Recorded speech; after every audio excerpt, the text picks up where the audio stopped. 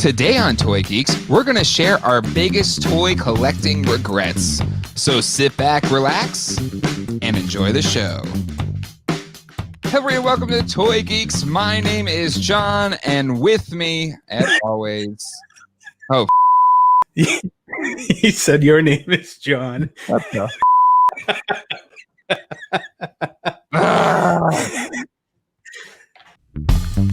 Geek Dad Life presents Toy Geeks, a live toy talk show. Tonight we're gonna go back in time to an episode that has never aired on this channel, where John and I share our biggest toy collecting regrets. So sit back, relax, and enjoy the show. Hello, everybody. Welcome to a very special episode of Toy Geeks. Yes, John and I are taking today off so I can spend time with my family on my birthday, but we thought it would be fun to share something from the archive, something that's never published on the Geek Dad Life channel before. It is video from back when this was a podcast, audio only. And before we made the decision to turn Toy Geeks into a live toy talk show. And, in those early days, we tried to focus on topics, toy collector topics, things that, all toy collectors would care about. And one of our favorite subjects that we had back then was our greatest toy buying, toy collecting regrets. So without any further ado, we will pass it off to the past versions of John and myself. And you'll notice that, we don't have the same amount of polish in terms of the technology that we used at the time. Hopefully, you can still see how John and I just love talking toys and love talking with all of you. So without any further ado, let's hand it on over to Pass Jay and John as they share their greatest toy collecting regrets. Anyway, all right. Are we ready to get into today's topic? All right, yes. It was born out of, I believe we talked about in episode 2, biggest regrets. It was you didn't buy that display or couldn't buy that display, that crazy toy aerators display. Yes, at Child World. Yep. Yeah, it was the air refinery from the aerators toy line that never went into full production. It got quite a ways into prototype development, box art, everything was done. Even test shots and hard copies were done, but for whatever reason it was pulled, probably due to cost, because a lot of that stuff went to clearance. Yep. Ended up at KB Toy Works. All right. So the topic today is biggest toy collecting regrets, and it can be something you purchased and then immediately regretted, or it could be something that you passed on that you regretted. There's no limit to this, and there's also no max to this. Just like what are the ones that come to mind? And do you want to go, or do you want me to go first? I'll go first. I have one that I regret buying. Ooh, regret buying. That comes to mind very fast. And this was only in 2 years ago. And you'll remember it, I think. It was a collection of Legos. Oh yeah. Yeah. Yeah. So at our very first NC Toy Con, we had a dealer set up. And he had a friend with him, and his friend was there, and he brought a carry tote, like a file box, and it was filled with Lego instruction booklets. And there was a sign on it that said over 150 Lego sets, and it said $1,500. And he didn't have the sets with him. All he had was the instruction booklets, because it was like the drum up business to buy it. Like, is he going to get any interest in this Lego collection? Yeah. So at the end of the show, he had no interest at all. But of course, all he had was the instruction booklets. If he brought the Legos with him, he might have sold them at the show. Yep. But he gave me his phone number and said to give him a call after the show. So a couple of weeks went by, and I called him up, and he said he still had them. And we kind of made a deal over the phone where I agreed to pay $1,000 for over 150 sets. And there was things from, everything from like the old, Knight sets, Marvel, DC, the Monster Fighters. There were City sets, everything. Ninjago. There was just no Bionicle, which I'm fine with that. Yeah. So anyway, when I got to his house, it was about an hour and a half for me to drive to his house one night, and I got there, and he had tubs filled with all the Lego pieces, but nothing was together or separated. Oh my God. At all. There was, I think four tubs, like the whatever, the 30 gallons or something like that. And it was just chock full of pieces. And all the minifigures were mixed in there, the accessories, everything. So I begrudgingly gave him the cash and brought it home. And I have a big room over my garage. It's like a finished room, and I spread it all out all over the floor. I just dumped the buckets out, and I grabbed one Lego book, and in the very back of the Lego book, it has the index of all the parts and how many, the piece count, and then the part next to it. So I just started separating. And this was in November of 2017. And I worked on it every single day until I think August of 2018. Oh my God. And as I would put things together, as soon as I would complete a set going through the pieces, I assembled it, and I listed it on eBay. So I was trying to get my money back as fast as possible. Yeah. But at the end of the day, that $1,000 could have gone to 1,000 other things, because that was the absolute biggest waste of time. Oh, God. Well, because I remember when you were like making or at least talking to him about it at the show, because the thing with especially like retired Lego sets, those things can be like big money, like big money. So like, I totally get why you, like, before you even saw it, like why you said like $1,000. Sure. Because again, like 150 sets, especially older retired sets, like you could have like quintupled your money. Like you could have done really, really well. And I'm sure you did. Like I'm sure you made your money back and more. But yeah, just the time you had to put into that thing. Yeah, if I was getting paid by the hour to do that, it was like $1 an hour at best. And surprisingly, every set was complete except for one Ninjago set. Wow. It was missing like one of those end retainers that goes on like, those four. It's like a shaft that kind of looks like a cross, sort of. Yeah, it has like four splines on it. Yep. And then there's like a slip retainer that goes over an end. That was the only thing missing out of all of those sets. Wow, that's pretty good. Because it is. Because I'm sure you thought it like when you got there and just these big tubs were there, just like there's no way everything is there. Like there's just no way. All right, yeah, that's. Yeah, I remember for almost a year just checking like, how's that Lego collection coming? And you're like, fucking, yep. Oh, blank. And even I had family members asking me about it, like, how you doing on that? Because they seen it, they seen that entire floor was completely covered in Lego pieces. Yeah, and your toy room is huge. Like it's a massive room. It's the size of a 2-car garage, because it's the finished room over my garage. And that, if you can imagine, it was like an inch deep of Lego pieces in that entire floor. Now, what was the walking situation? Because my son's in the Legos now, and it was stepping on. It was like walking like a spider.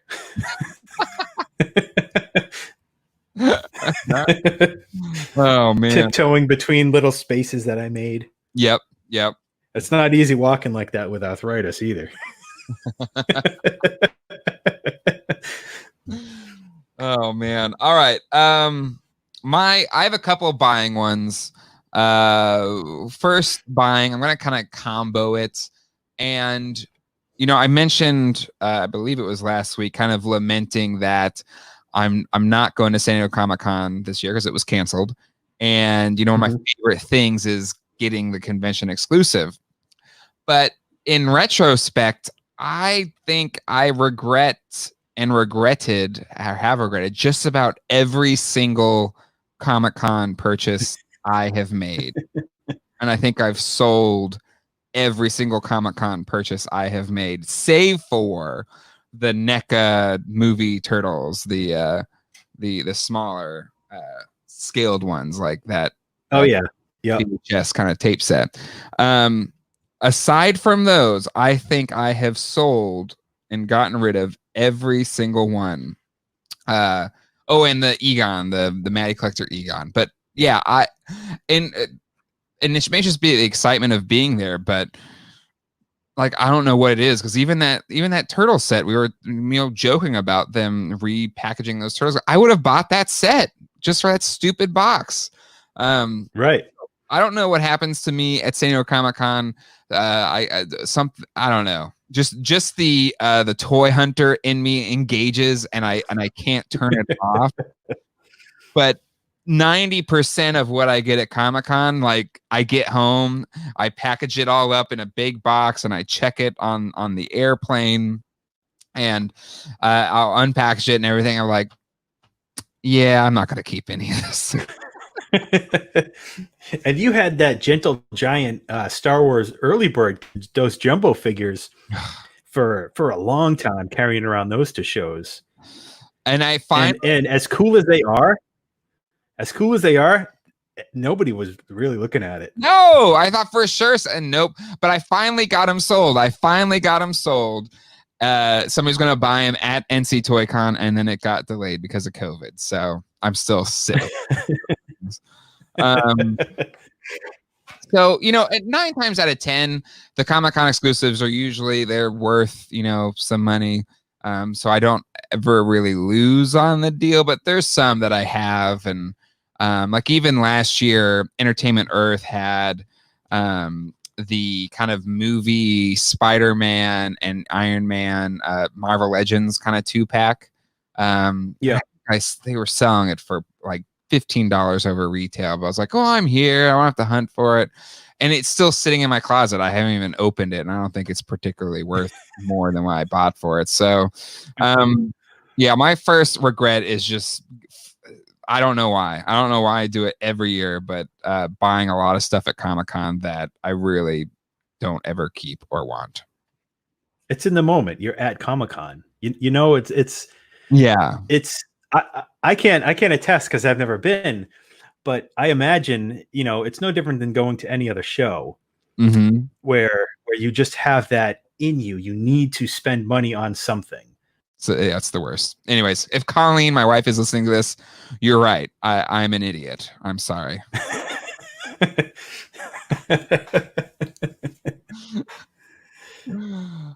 Anyways, all right. What's your next one? All right. My regret of not buying, it's not really a toy thing, but just me being a dealer. I do dabble in comic books quite a bit, and this was back in 2016. There was a guy that contacted me through one of my ads, and he had his collection of comic books that he's had for 25, 30 years that span back to Silver Age Spider-Man all the way up to probably like the Nightfall Batman era. And that's kind of where it ended. Yeah. But he had probably close to 400 CGC comics. And wow. He had multiples of almost everything that was key, like Spider-Man 300. He had like 6 copies, all CGC'd, and they were all between 9 and 9.8. And, wow. Like first appearance of Harley Quinn, there was like 5 or 6 copies of that, all, 9.4 to 9.8. Whoa. And there were some like odd choices of books to get graded, but they had a grade of 10, which that's nearly impossible, because publishers, they barely come off the printer press a 10. Yeah. But I always feel like CGC 10s are like someone that slips the grader like $100 or something, because I don't know how yeah. to 10. And this was back also when CGC grading was much more affordable, because he said he had paid less than or between $20 and $30 per book to get it graded. So it would have been the old labels on everything. Yep. But then he had like between 3,000 and 4,000 comics ungraded as well. And this was prior to a lot of books getting hot, where he had a lot of early Avengers, where first appearance of Vision. I can't even remember how many books he had, but it was absolutely insane. And we went back and forth on the phone, not even through email. We talked on the phone, 3 or 4 times over the course of a week. Yeah. And we were nailing down a price. And there was just a part of me where I had the money to buy it. And at first he was up to $10,000 for the collection. And I figured, all right, it's probably worth around 25 to 27,000 at that time. Yeah. And at the same time, I'm like, that's just a lot of money. And I was getting ready to buy it. Like we were nailing down the deal, and he came back and he said that he needed $14,000. And he bid on the out. He started doing his research. Oh, okay. Yeah, he had a ballpark idea of what it would go for, and then he figured if he sold it himself at shows, it might take him, a couple of years going to shows and then finally unloading the majority off to a dealer. But he would make the brunt of his money at the beginning at big conventions, and then at the end of the day, when he said 14,000, I said no. Because if I'm going to spend that much, it's got to be a collection that's worth like $40,000. Yeah. But that was in 2015 or 2016. And in today's market, like, even though it's only a couple of years, comics have changed drastically. Yes. Yep.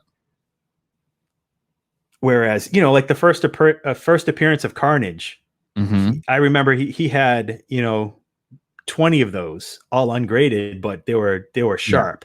And that was at the time, like maybe a $40 book. And now I don't even know what it's going for right now. Last time I looked, it was over $200.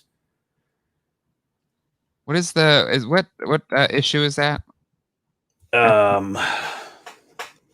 Good question. I can't remember offhand like that. First Carnage, like Amazing Spider-Man 361, I believe, maybe. Hold on. Yeah, 361. So ASM 361 CGC. Oh Lord, hold on.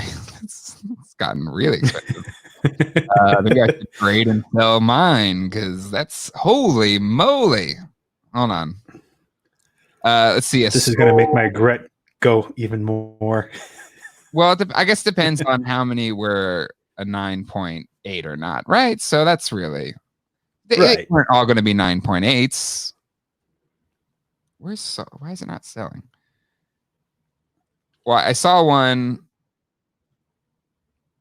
for. Oh, let's see. Okay, so that's not that bad. Oh no, that's second print. Never mind. The going rate. Or here, 450. There you go. So that's not that bad. 450 per. How many were there? No, I mean, I could have made a quarter of my money back on just those 10 issues. And that's what I'm saying. Like in hindsight, I didn't know that comics were going to explode like this. Yeah, what do you think? Comics have been especially modern books. Yeah. You know, I don't consider, you know, first appearance of Carnage an old comic. That's still modern. Yeah, but it was almost 30 years ago. So yeah, I get it. I just think it's, you know, it's the current movie market drawing more fans to comics. Yeah, for sure. For sure. All right. But anyway, what's yours? You've gotten plenty of wins too, John. So it's not. It's okay. Oh yeah, it's okay. So anyway, my one is going to be kind of a flashback. Well, I have a couple. Well, this one in particular is a flashback toy buying regret, like a missed opportunity to buy. Okay. The year is 2008. When did Dark Knight come out? 2008. I think so. 2008. And I am at my local Walmart, and there are the new Dark Knight. Were they Movie Masters collection or movie collection? Like the 6-inch. Yep, Movie Masters. Movie Masters. And there is the Joker figure right there. And I'm looking at it. I'm like, oh, that's pretty cool. But the face is okay. I don't know. I don't need it. So I put it back on the shelf and then I leave. And then I look and I see that at that time, that Movie Masters Joker figure, I don't know, it was really expensive. It blew up. Like, I don't know how much, I don't know how much it was, but it was really expensive before Mattel flooded the market with them. So then I'm like, crap. I should have gotten it. And I went back and it was already gone. And it drove me insane that I had it in my hands at retail prices and I totally missed the opportunity to buy it. And I think the stress of not buying it got to me to the point where I think I paid inflated eBay prices to get it, just because I was so upset that I missed the opportunity to get it. And it was just like, I don't know. It was like Captain Ahab and his white whale. Like, it was just like, I don't know. It drove me mad that I had it in my hands and there was no good reason not to buy the stupid thing. But for some reason, usually my brain is like, just get it, right? Buy it.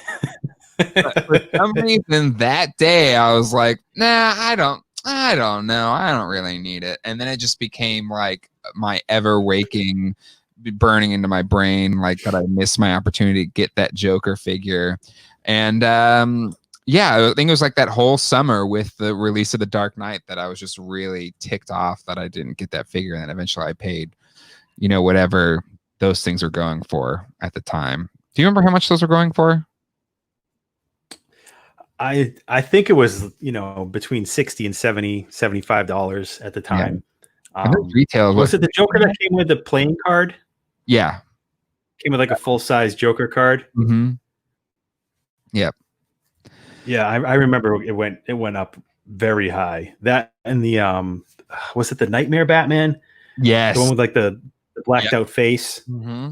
And he's still expensive. Because they must have like done more pressing runs of that Joker because eventually they were everywhere. Oh yeah. But I feel like it was now like it's a dime a dozen. What's that? I said now it's a dime a dozen. I know. I think I have a couple sitting in my garage. So it's just like it's almost this lesson in like toy collecting for myself whenever I see it. It's just like, one, if you see it, just get it at retail and you want it, just get it. Why are you playing coy? And two, you know, it'll come around eventually. Like there is this cycle with modern toys where if you wait, you're going to find it for less than retail. So just wait. Right. There's always a late flood. Mm-hmm. Sort of like the Bays Malbus and the Chariot Emui from the Rogue One Black Series figures. Oh yeah. When those figures were like short packed for like the first 5 months, you couldn't find them. They were, you know, like $50 to $80 a piece at toy shows. Yeah. And then all of a sudden they started showing up at Five Below stores. And then you could even buy solid cases of them from Five Below online. For $10. Yeah.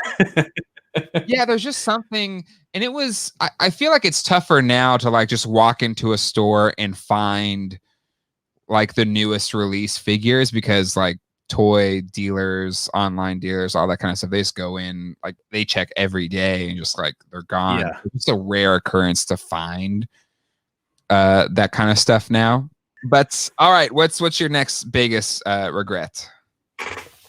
All right, this is my biggest one. My biggest not buying regret. And this was I was probably 16, 15 years old. Yep. So this is going to be like 1997. So well past the shelf date of toy. Okay. And it was me and my mom and my grandmother. And my grandmother needed to get some ceramic tiles for flooring.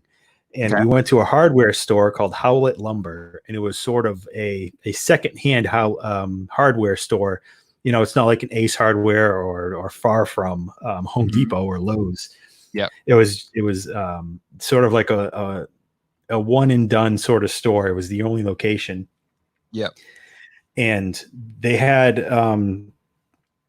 all the tiles are set up, you know, in rows. It has aisles in the store, and in the center of one of the aisles, there was 3 cases of Generation 1 Megatrons, and it was the absolute needle in a haystack. What on earth are these things doing here? Yeah. And it was, all they did was they cut all 4 flaps off the top of the cases, all 3, and lined them up side by side. And at the time, I was, you know, I didn't have enough knowledge about toys of what these could be. Yeah. Because I didn't really deal in sealed toys. I didn't have the money for that. I was more of a loose toy dealer at toy shows at that time. And they were between $15 and $20 each. And all 3 cases were still full. They were untouched. Nobody had even looked at them yet. It was unreal. And I remember that moment to this day like it happened yesterday. And I still can't believe they were there. And I didn't even buy one. I didn't buy a single one. And I should have begged my mom to buy all 3 cases and said, this could buy you a car. How many were in a case? Do you know? It could have been 12.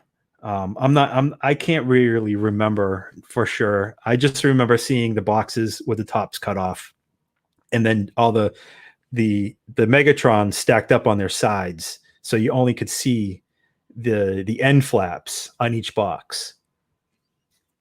Oh my God, John! So I'm looking. I'm looking. Oh, this one's sold in Morrisville. From Morrisville. Oh, really? Yeah. So the most recent sale. This isn't even graded, but it does look really nice. Still sealed? Yep, sealed. Okay, no, it is graded. Okay. It's a graded 80. So a box 75, was it window 80, figure 85? It sold for $8,350. Jesus. I could paid off a house. Yeah, let's oh my God. Not to add to this regret, but let's just do the math. Let's just say for argument's sake, there was 12, so times 36. Yep, that's 8,000. That's over $300,000. But okay, let's add some perspective here. This was 1997. Say you buy all those, right?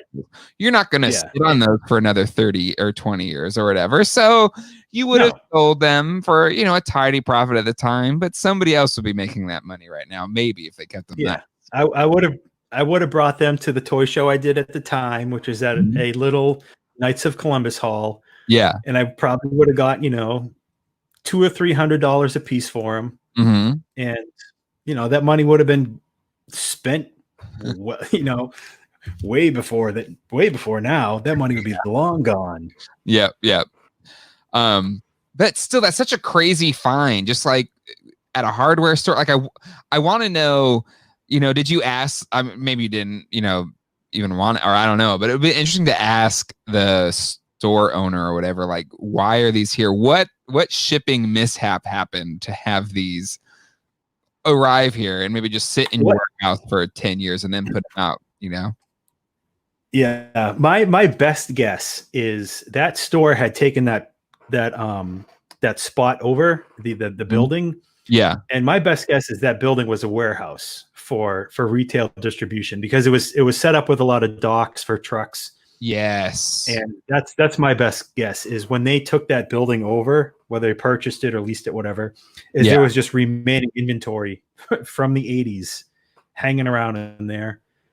And, why not put it out and make a few bucks? Yeah. Oh man.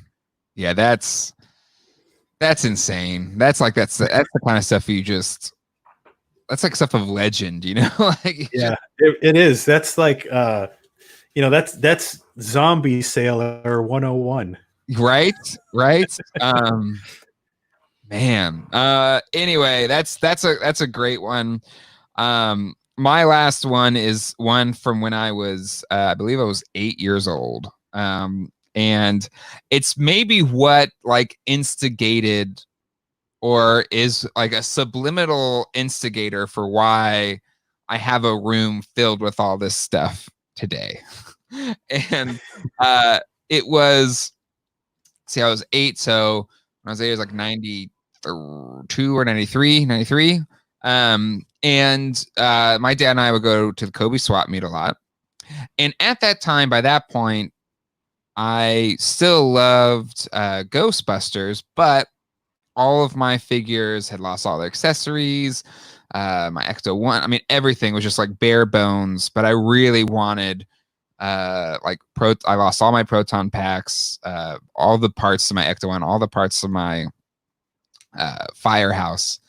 And so we're walking around, and usually like my dad wouldn't give me much because it's like a swap meet, so maybe a couple bucks. And we in the yard sales section, we come across this like collection of Ghostbusters toys, and it had every single piece and part that I wanted and needed. And I was just like, oh my God, this is it. This is the thing I've been searching for. And to an 8-year-old, those 2 or 3 years I've been wanting them is like a lifetime to my own perspective of time today. But I was just like, oh my God, here it is. Everything is here. It's finally happened. I can get all of these things back.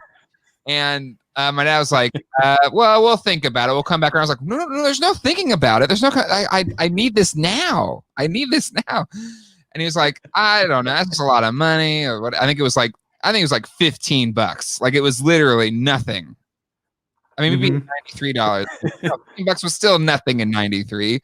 And I was just like, please, like I will double my chores, like whatever, just please, can you get me these toys?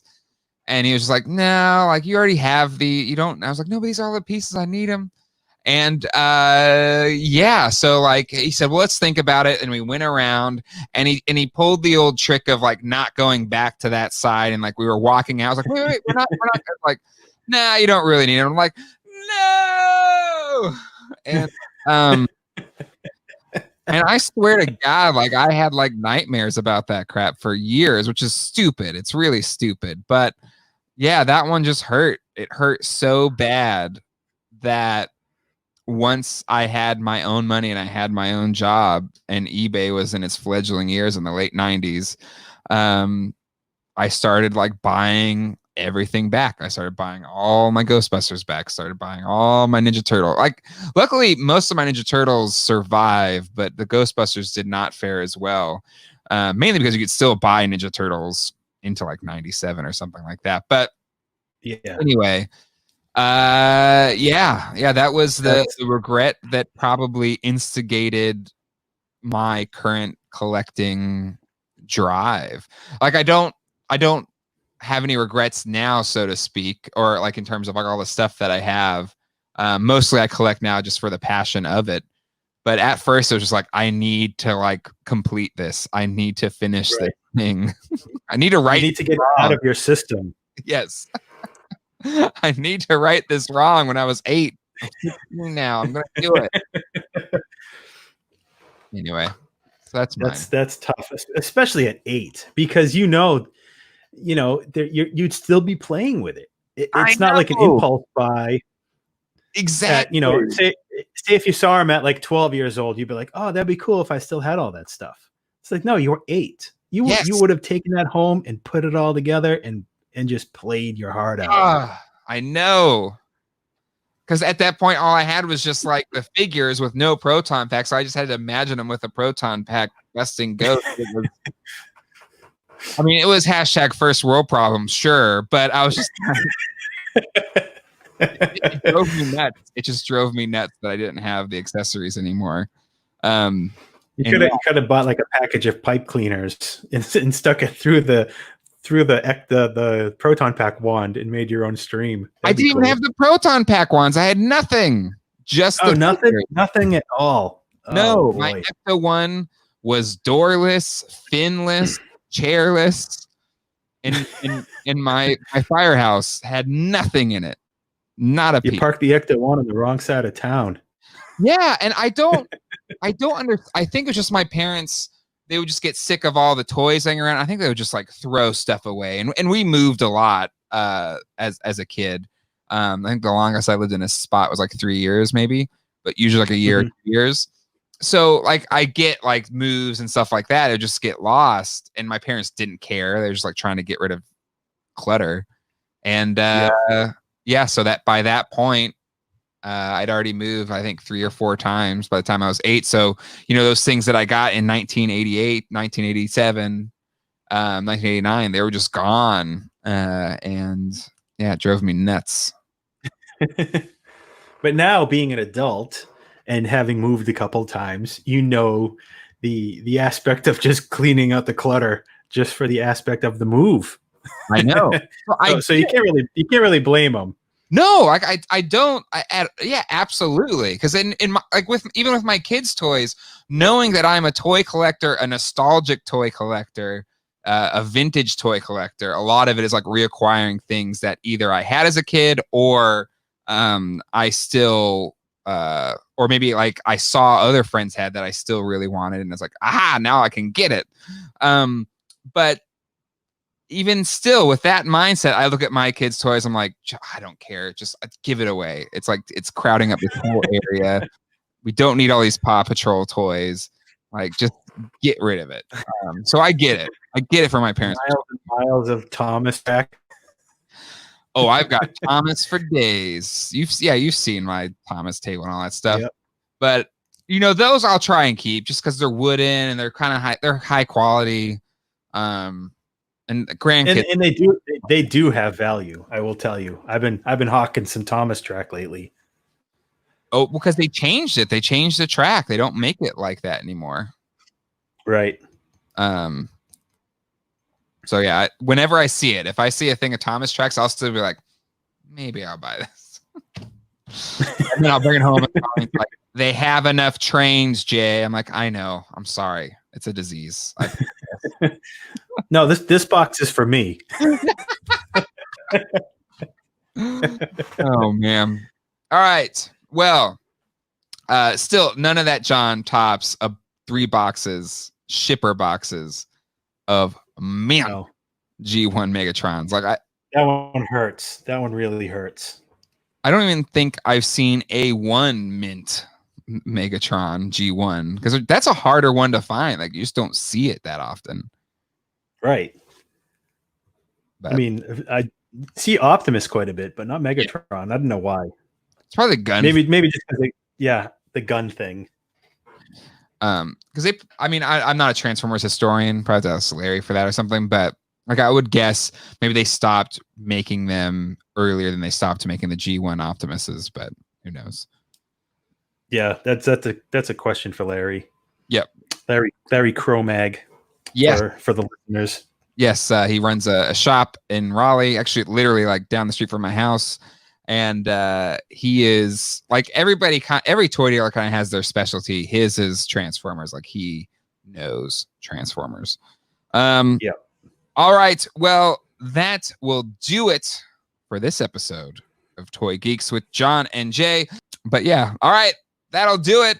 Anything else, John, before we close out? Nope, I'm good. I can't wait till next week. All right, we'll see you all then. Hasta luego and goodbye.